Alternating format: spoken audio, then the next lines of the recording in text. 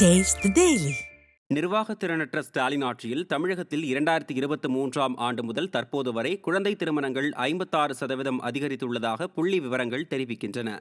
பள்ளி செல்லும் சிறுமியர் கர்ப்பமாகி மருத்துவமனைக்கு சிகிச்சைக்கு வரும்போதுதான் சட்டப்பூர்வ வயதுக்கு முன்னரே திருமணம் நடந்துள்ளது தெரிய வருகிறது.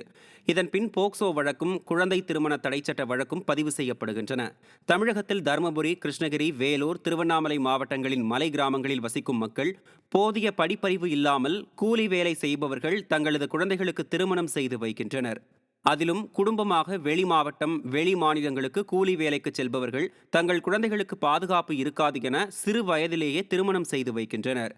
குழந்தை திருமணங்களை தடுக்க வேண்டிய அரசு அதிகாரிகளும் அமைச்சர்களும் கும்பகர்ண தூக்கத்தில் இருப்பதால் பெண் குழந்தைகளின் வாழ்க்கை சீரழிவதாக பொதுமக்கள் குற்றம் சாட்டுகின்றனர்.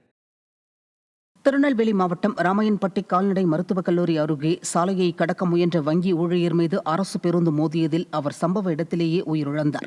நாகர்கோவிலிருந்து திருநெல்வேலி வழியாக குமுளி வரை செல்லக்கூடிய அரசு பேருந்து மோதியதில் ராமையன்பட்டியை சேர்ந்த வங்கி ஊழியர் செல்வராஜ் பரிதாபமாக உயிரிழந்தார். இதற்கு கண்டனம் தெரிவித்து அப்பகுதி மக்கள் திருநெல்வேலி சங்கரன் கோவிலில் சாலையில் அமர்ந்து போராட்டத்தில் ஈடுபட்டனர். அப்போது அங்கு வந்த திருநெல்வேலி மாநகர் மாவட்ட கழக செயலாளர் தச்சை கணேசராஜா போராட்டத்தில் ஈடுபட்ட பொதுமக்களிடம் பேச்சுவார்த்தை நடத்தினார்.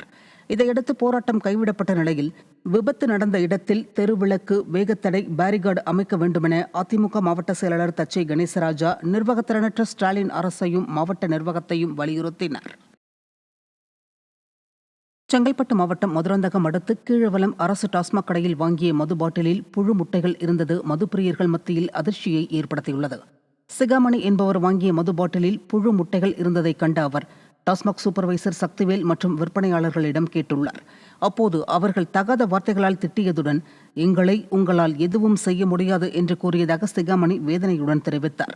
நிர்வாகத்திறனற்ற ஸ்டாலின் அரசு குவார்ட்டர் மது பாட்டிலுக்கு 10 ரூபாய் அதிகமாக வாங்குவதுடன் தரமற்ற மதுபானங்களை கொடுப்பதாக மதுப்பிரியர்கள் குற்றம் சாட்டியுள்ளனர். கீழ்வாலம் பக்கத்தில் ஒயின் ஷாப்புக்கு போனேன். ஒரு குவார்ட்ரு வாங்கினேன். விவசாயம் நான் குவார்ட்ரு வாங்கி குடிக்கிறதுக்கு போக சொல்ல குடிக்கலான்னு காருக்கு திறக்கலான்னு போனேன். பார்த்தா முட்டை இட்டுக்குது. அதில் முட்டை இட்டுது என்னான்னு சொல்லிட்டு பேசிக்கின்னு திரும்ப ஒயின் ஷாப்பில் போய் கேட்குறேன், என்னையா முட்டை இட்டுக்குது, இதில் எப்படி வருதுன்னு கேட்டேன். நீ எங்கே என்ன பண்ணுறே பண்ணல, கவர்மெண்ட் சரக்கில் நாங்கள் என்ன பண்ணுறோம் அப்படி கேட்குறேன். முட்டை எப்படி இடும் கவர்மெண்ட் சரக்கில்?